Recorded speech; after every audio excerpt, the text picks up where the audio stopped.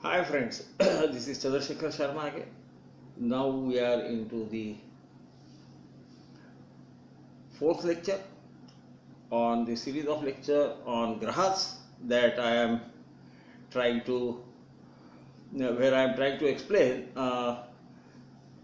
concept about grahas, and we are trying to look at things which are sometimes explicitly said and sometimes not explicitly said in the text that we read.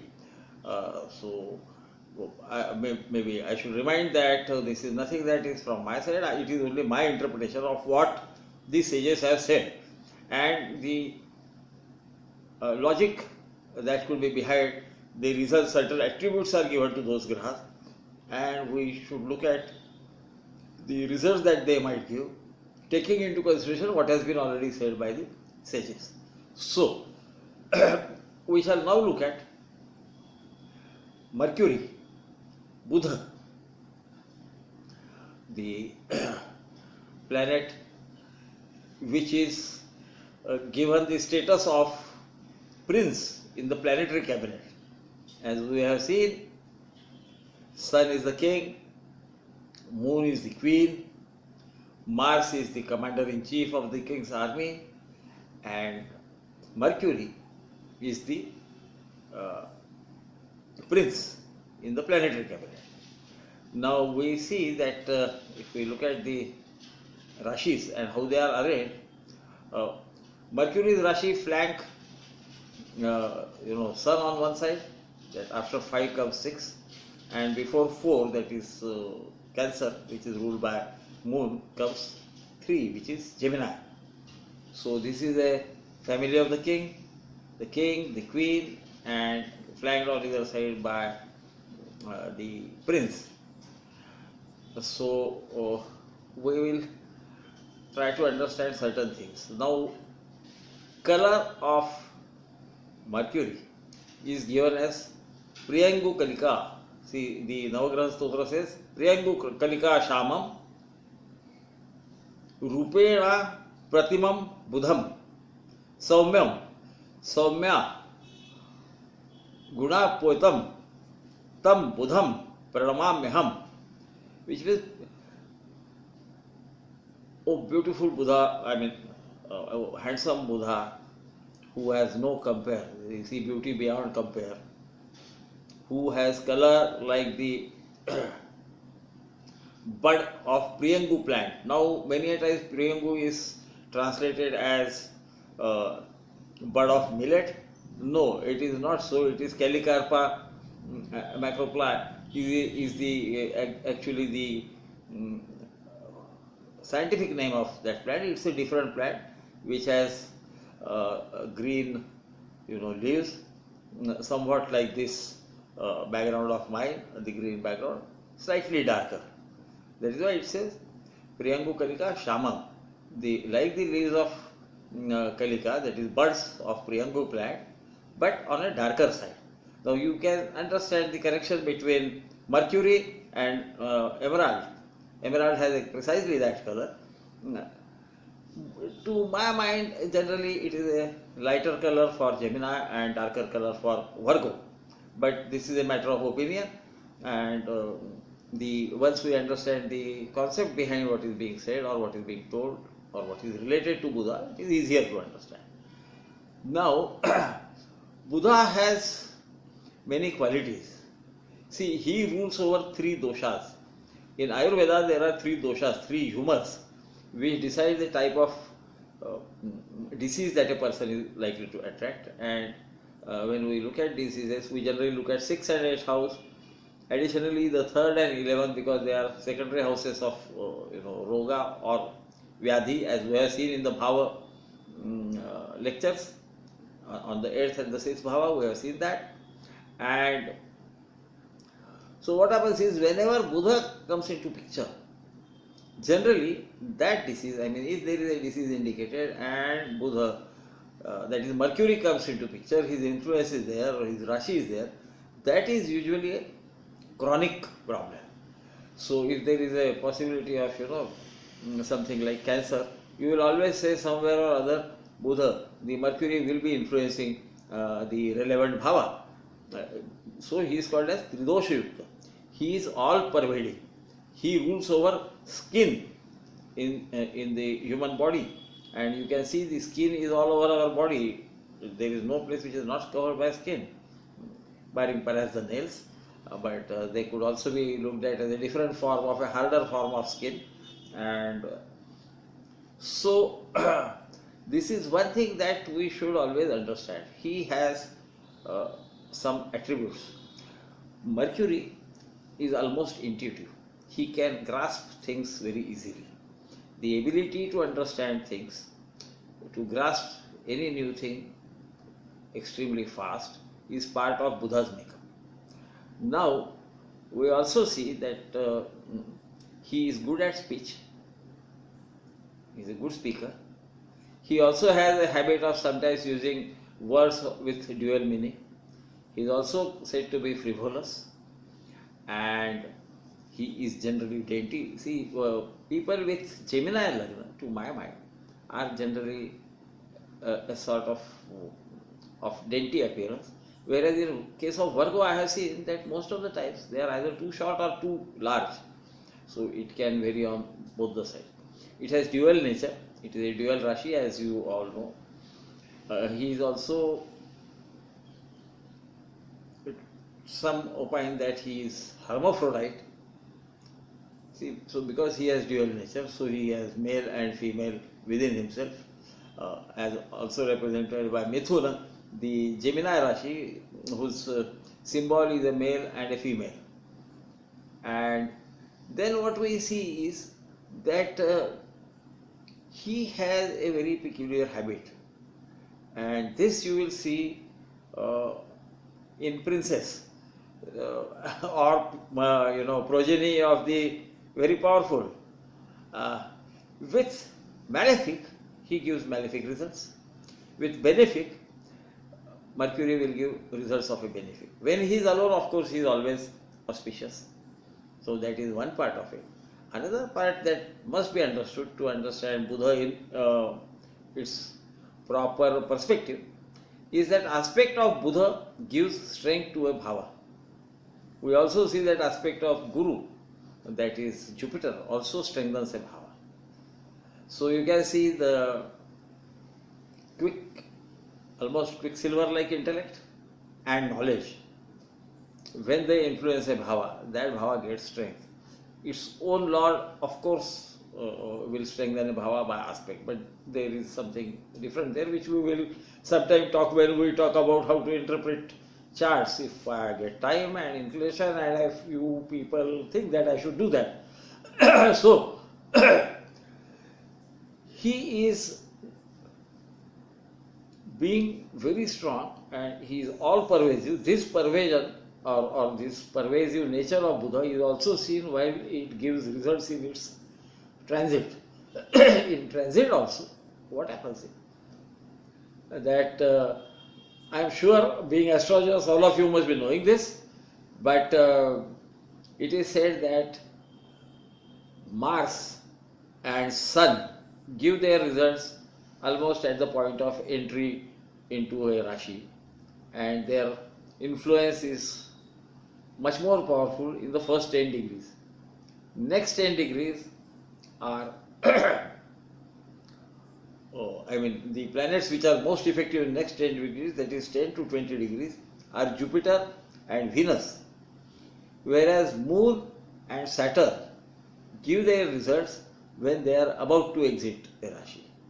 So in the last, when they say about to exit, we have to take it in the right perspective. So about from 20 degrees to 30 degrees, Saturn and Moon in transit are capable of giving the results expected of them from their transit in that. However, in case of Mercury, he gives results throughout his tenancy of a Rashi. These results we are talking about transit. Now look at it, he also represents your intelligence, your ability to grasp instantly, which means not necessarily knowledge, but we can call it intelligence.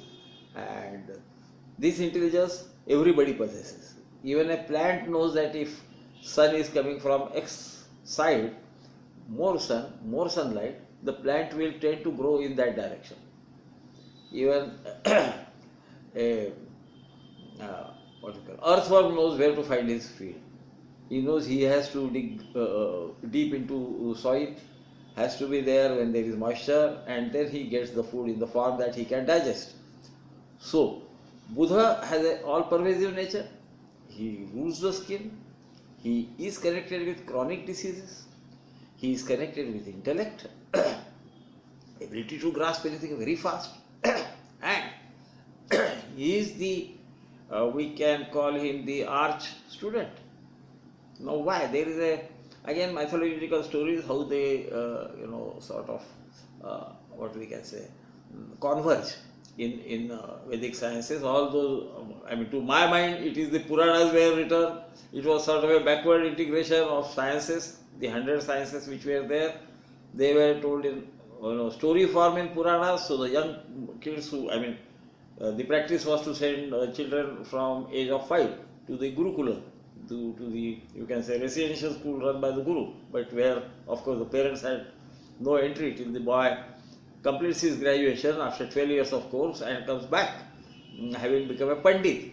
You can call it having had his postgraduate or PhD, whatever you want to call it in modern terms.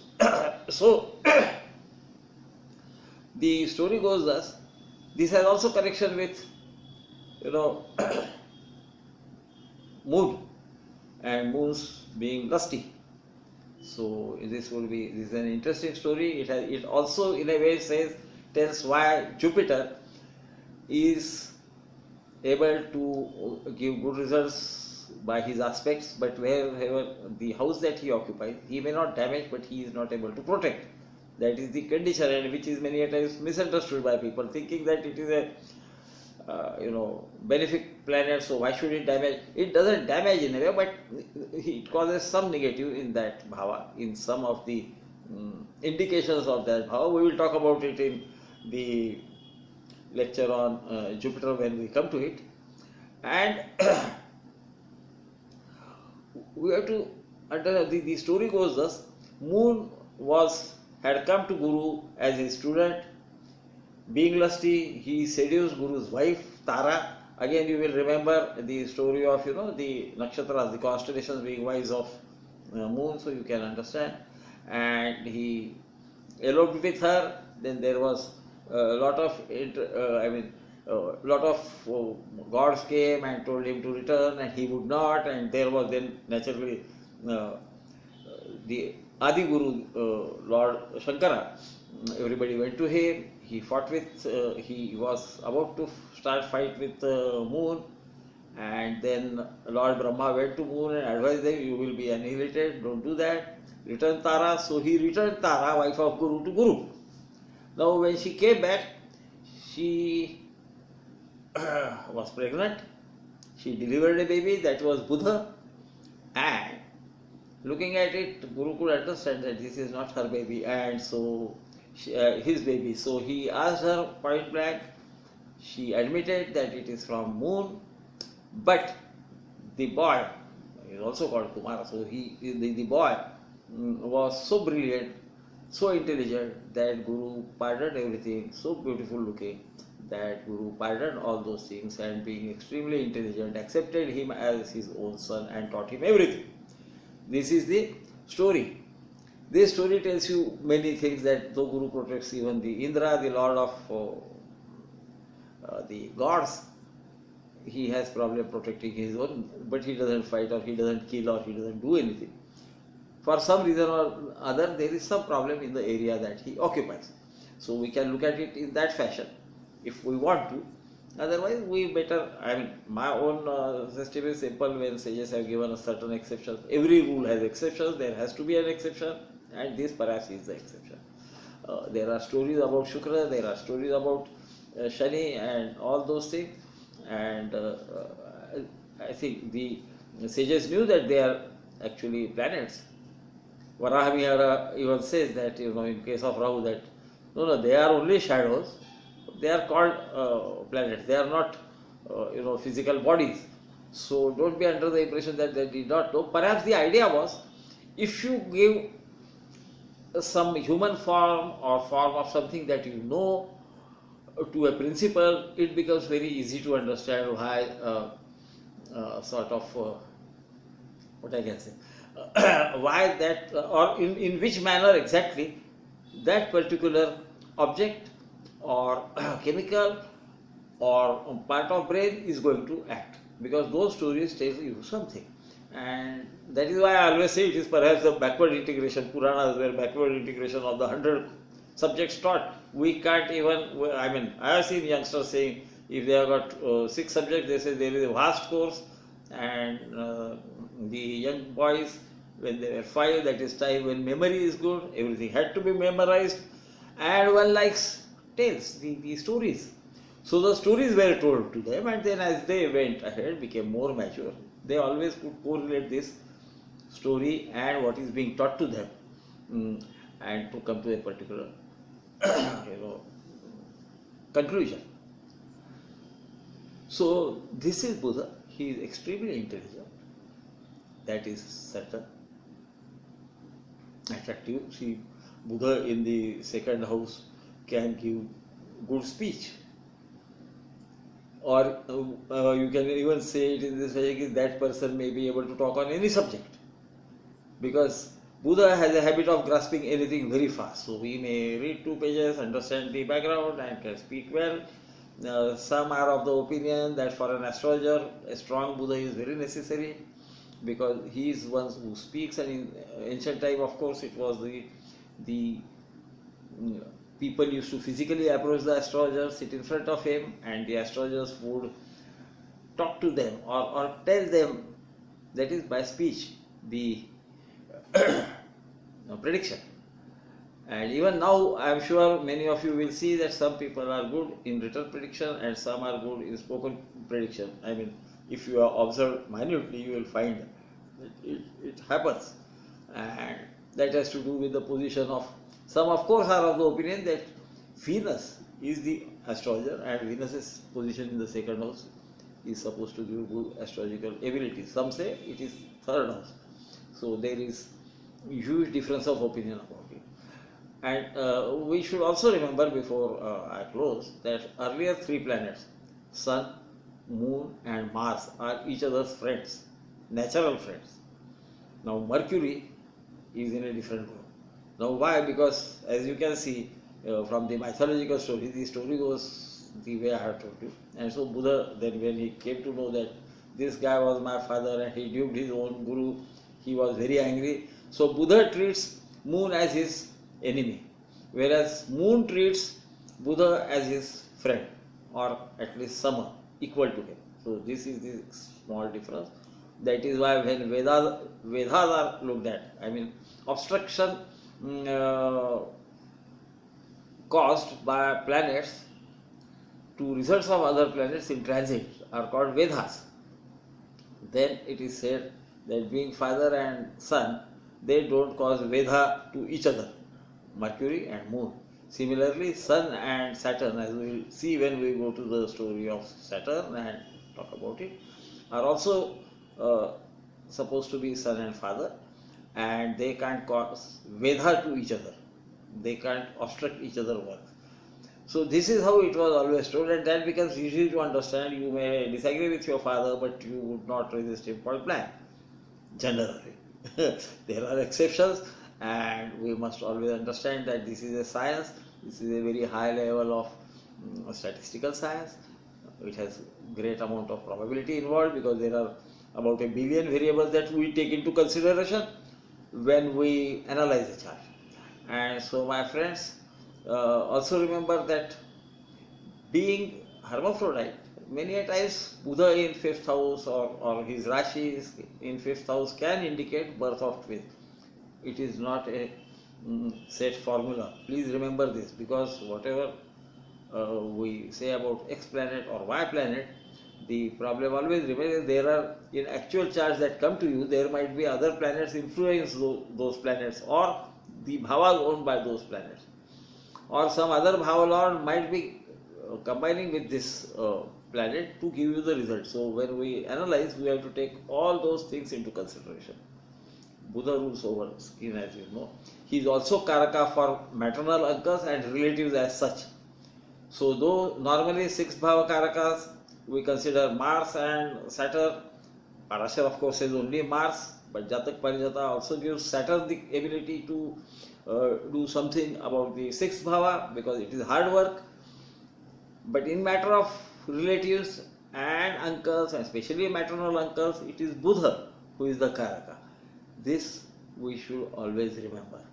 So my friends, I hope, because if the lecture runs too much, then it's not fair on you. You listen to me patiently. I am very grateful for that, and do go on giving your comments, suggestions, and I will try to incorporate as much as I can.